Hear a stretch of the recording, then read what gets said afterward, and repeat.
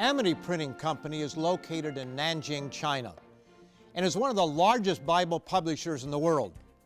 Figures vary depending on the source, but go as high as 100 million copies, most translated into various Chinese versions. The Bibles are produced for export in 75 different languages. One must ask, why is such an ancient book becoming so popular in China? And why does it remain the #1 bestseller in the world as a whole? How is it that a book that was written by over 40 authors over a span of approximately 1,500 years and across countries ranging from ancient Iraq to Israel to Italy have such wide appeal? The Bible is without a doubt the most influential book ever written. No other book has been translated into more languages and been so widely distributed. The laws contained in its pages have been the legal basis for much of the Western world and have influenced social values for centuries. Consider these quotes from great men of the past regarding this truly unique book. Emperor Napoleon of France observed, "The Bible is no mere book, but a living creature with a power that conquers all who oppose it." The first President of the United States, George Washington, stated emphatically, "It is impossible to govern the world without God and the Bible." Britain's Queen Victoria gave the Bible credit for Britain's greatness and sustained power. That book accounts for the supremacy of England. Sir Isaac Newton was one of the greatest minds in science and was a man who possessed a very broad range of knowledge. He recognized the supremacy of the Bible over other secular sources of the past. There are more sure marks of authenticity in the Bible than in any profane history. All these quotes and more can be found in Halley's Bible Handbook, pages 18 and 19. They can also be found in Dr. Douglas S. Winnail's publication, The Bible, Fact or Fiction. Why have people of such great stature spoken so positively about the book known as the Bible? What gives it such long-lasting appeal? Why has it endured so long and remained popular even in our ever-increasingly secular world? And what does it have to offer you? On today's program, I'm going to show you why the Bible is the ultimate book of knowledge. So if you want to know more and want to know why and how this book can transform your life, stay tuned. Welcome to Tomorrow's World from all of us here in the Living Church of God, the sponsor of this program. And I especially offer a warm welcome to any of you tuning in for the first time. The Bible remains the world's best-selling book and has been so since the beginning of modern printing.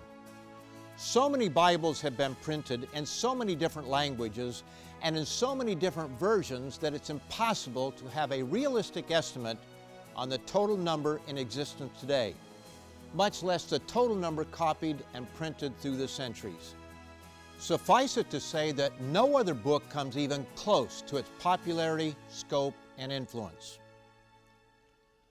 On today's program, I'm going to give you 3 reasons why the Bible is the ultimate book of knowledge and show you how it can help you as an individual and how any society who follows its dictates will be wiser, stronger, and more harmonious.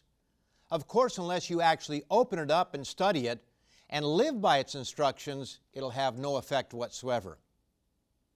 The first reason the Bible is the ultimate book of knowledge is that it reveals wisdom for a successful life.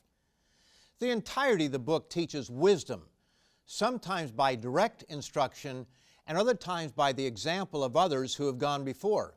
Case in point, there are several chapters that chronicle the mistakes made by the nation of Israel. One such chapter is found in the book of Corinthians, and it instructs us as to why this summary is given. Here it is in 1 Corinthians, the 10th chapter, and verse 11.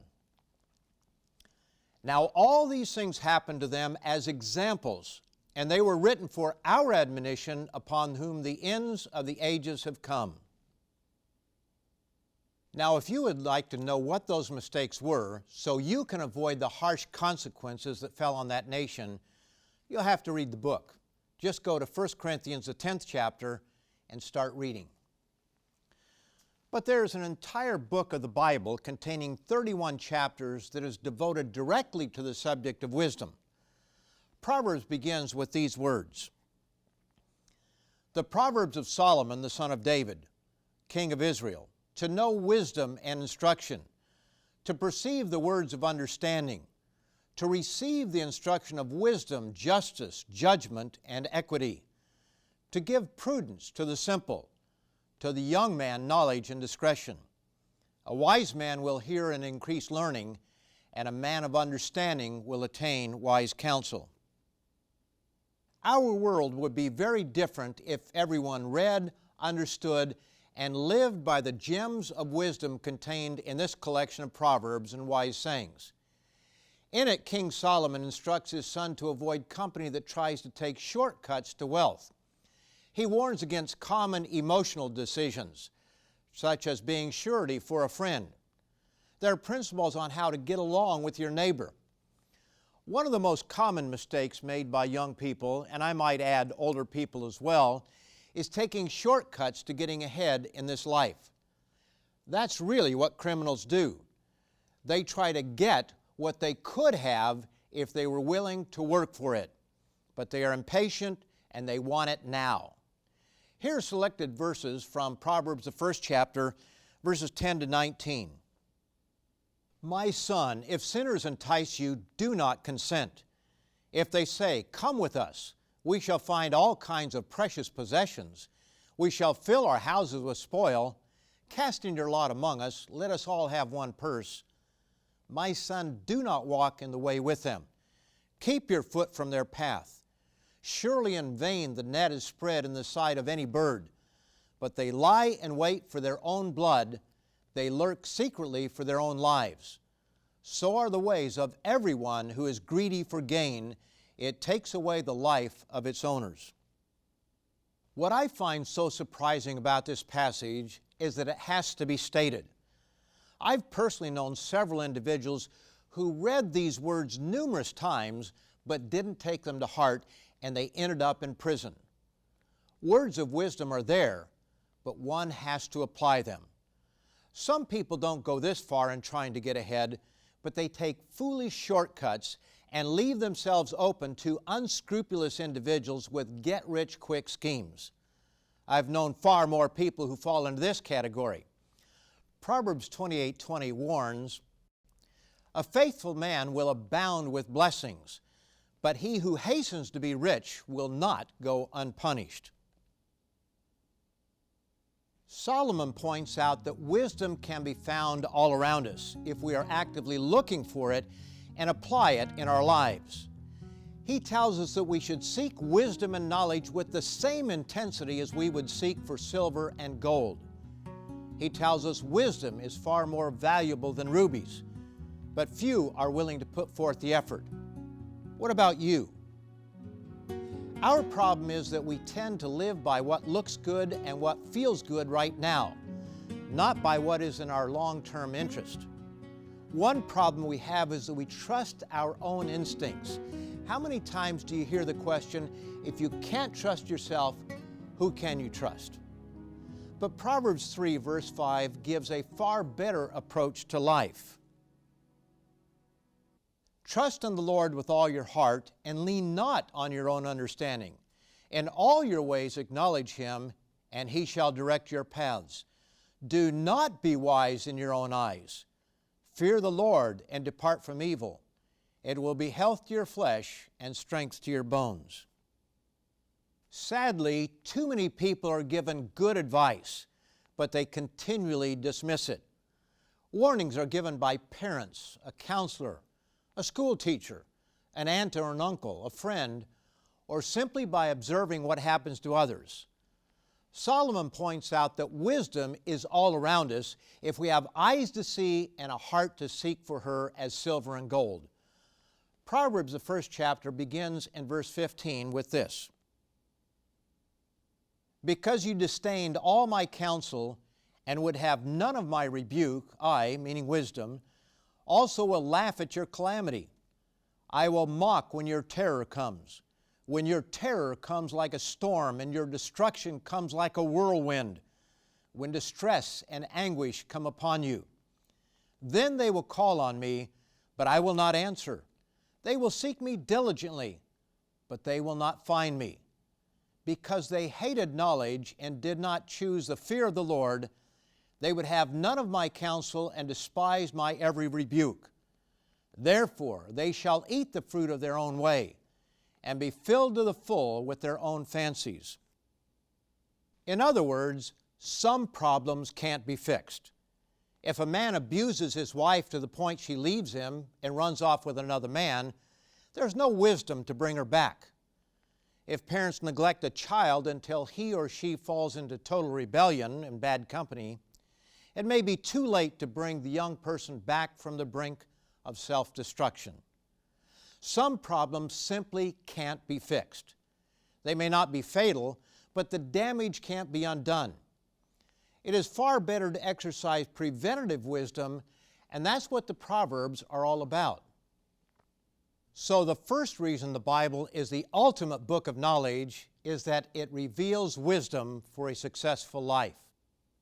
The Bible truly is the ultimate source of knowledge concerning how we are to live. It also answers a vitally important question of why we live. The second reason the Bible is the ultimate book of knowledge is that it reveals the purpose of life. As I have explained at other times on these programs, what benefit is it if you live 100 years, amass great wealth, and have a wonderful family if you never learn the purpose for your existence? Why were you born? Is there a great and magnificent purpose to life? Is there life after death? And if so, what will it be like? Or are you merely to become a part of cosmic nothingness? The Bible reveals there is a purpose beyond the here and now. And it reveals something far more exciting than you can imagine. The Apostle Paul quotes King David when he asked the question, "What is man that you, God, are mindful of him? Or the Son of Man that you take care of him? You have made him a little lower than the angels. You have crowned him with glory and honor, and set him over the works of your hands. You have put all things in subjection under his feet." When you read the whole passage, it indicates that all things means everything that exists. In other words, the entire universe. Paul also addressed this subject in Romans, the 8th chapter, beginning in verse 14. "For as many as are led by the Spirit of God, these are the sons of God. For you did not receive the spirit of bondage again to fear, but you received the Spirit of adoption, by whom we cry out, 'Abba, Father.' The Spirit Himself bears witness with our spirit that we are children of God, and if children, then heirs, heirs of God and joint heirs with Christ. For the earnest expectation of the creation eagerly waits for the revealing of the sons of God, because the creation itself also will be delivered from the bondage of corruption into the glorious liberty of the children of God." Now, isn't that amazing? The God who inspired this remarkable book tells us that His purpose is to bring many children into His family, to be just as He is. And He doesn't leave out the ladies. Notice what we're told in 2 Corinthians, the 6th chapter, and verse 18. "I will be a father to you, and you shall be my sons and daughters, says the Lord Almighty." Yes, we are to be the very children of God, joint heirs with Jesus Christ, inheriting the entire universe. And the Scriptures tell us much more about this subject. But God is not going to bring into His family disrespectful or cheeky children, as the British would say. Only those who choose God's way of peace and harmony are going to be born into His family. Notice what 1 Corinthians, the 6th chapter, tells us, verses 9 and 10. "Do you not know that the unrighteous will not inherit the kingdom of God? Do not be deceived. Neither fornicators, nor idolaters, nor adulterers, nor homosexuals, nor sodomites, nor thieves, nor covetous, nor drunkards, nor revilers, nor extortioners will inherit the kingdom of God. There's far more that the Bible says about this subject, and I've only given you a portion of the picture. The only way to receive full understanding of God's plan for you and how He can work it out in your life is to read the Bible. We also have other Tomorrow's World programs and literature to help you with this subject. So far, we've seen that the Bible reveals wisdom for a successful life and the purpose for life. Knowing how to live and understanding the very purpose of our lives greatly benefits us individually, as well as those around us. However, to truly be the ultimate book of knowledge, the impact must be on a far larger scale than just you and me. The third reason the Bible is the ultimate book of knowledge is that it reveals spiritual laws that govern every harmonious society. Try as we might, we can't get around certain absolutes. There are natural laws that govern the physical universe, and there are spiritual laws which govern human behavior. If we build an airplane without understanding laws of aerodynamics, it will surely crash. And if we live life without the knowledge of or without regard for God's spiritual laws, we too will crash. God's spiritual law of the Ten Commandments teaches us that it is never right to murder, commit adultery, or dishonor our parents. Yet there are times in our lives when we may be tempted to do these very things. That's why God gave us His law. It's to help us to make right decisions. The book of Proverbs reveals this very important principle. It's given twice to emphasize its importance, so listen to it carefully. There's a way which seems right to a man, but its end is the way of death. That's found in Proverbs 14:12 and also in chapter 16, verse 25. The Bible gives strong warnings against sexual immorality of any kind. This can be a great temptation, but the consequences of violating God's law on this subject are catastrophic to both individuals and society in general. In Exodus 20, verse 14, we are commanded, "You shall not commit adultery." And in 1 Corinthians 6, verse 18, we are instructed to flee sexual immorality. Every sin that a man does is outside the body, but he who commits sexual immorality sins against his own body. Other sexual sins are listed in Leviticus 18 and elsewhere in the Bible. These prohibitions protect the individual and society as a whole. The legacy of their violation is written in betrayal and broken families, in tears and sorrow, and in disease and death. Several chapters in Proverbs warns against adultery, harlotry, and fornication. Solomon points out how deceptive these sins can be. They can look good at the moment, but there are painful and life-lasting prices to pay. We are instructed in Proverbs, the 2nd chapter, beginning in verse 10, "When wisdom enters your heart and knowledge is pleasant to your soul, discretion will preserve you, understanding will keep you, to deliver you from the immoral woman, from the seductress who flatters with her words, who forsakes the companion of her youth and forgets the covenant of her God. For her house leads down to death, and her paths to the dead.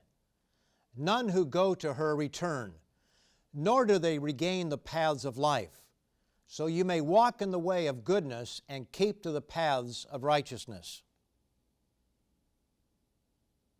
As a counselor who is sometimes asked to help a marriage damaged by sexual immorality, I can tell you the reality of this sin is painful, in spite of how right it may look at the moment. Solomon lays it on the line in chapter 5, beginning in verse 3. "For the lips of an immoral woman drip honey, and her mouth is smoother than oil. But in the end she is bitter as wormwood, sharp as a two-edged sword. Her feet go down to death. Her steps lay hold of hell or the grave." If we rely on how we feel about something, we may very well break one of God's invisible laws and suffer various automatic penalties: broken marriages, guilt, sickness, or violent retribution, to name just a few. But if we determine in advance that we are going to live by a standard higher than whatever seems good at the moment, we'll avoid these painful consequences. God also gives us laws of health and laws concerning financial management. While the true gospel message should never be degraded into what is known as the health and wealth gospel, it is God's desire that His people prosper in this life. The Apostle John quotes Jesus as saying, "The thief does not come except to steal and to kill and to destroy. I have come that they may have life, and that they may have it more abundantly." If one follows the instructions of Scripture, one will work hard, be more likely to make wise decisions, and be blessed by God. But abundant living is not just about money. Some people have very little, but are supremely happy and content in life. Their abundance is not measured in silver or gold. Having a supremely happy marriage is of far greater value. We're instructed in 1 Timothy, the 6th chapter, beginning in verse 6, "Now godliness with contentment is great gain. For we brought nothing into this world, and it is certain we can carry nothing out.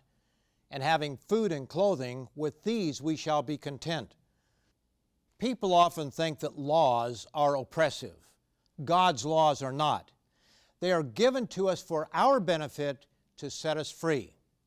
Yes, they do confine behavior, but behavior that is harmful to us and to others. Notice what the law of God is called in the book of James, the 2nd chapter and verse 12. "So speak and so do as those who will be judged by the law of liberty." God gave ancient Israel His laws for their good, but He left it up to them to choose whether to obey or not. In Deuteronomy, the 30th chapter and verse 19, it lays out the choice. "I call heaven and earth as witnesses today against you, that I have set before you life and death, blessing and cursing. Therefore choose life, that both you and your descendants may live." On today's program, I've given you 3 reasons why the book known as the Bible is the ultimate book of knowledge. It reveals wisdom for a successful life. It reveals the purpose of life. And it reveals spiritual laws that govern every harmonious society.